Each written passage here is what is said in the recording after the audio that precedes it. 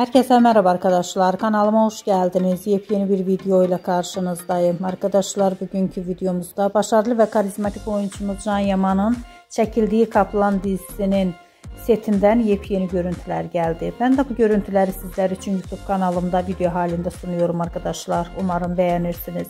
Videomu beğendiyseniz kanalımı izlemeyi ve bildirim butonuna basmayı unutmayın. Şimdilik benden bu kadar olsun. Yeni videomuzda görüşmek üzere. Hoşça kalın, sağlıklı kalın. Umarım videomu sona kadar izleyeceksiniz ve beğeneceksiniz. İyi seyirler.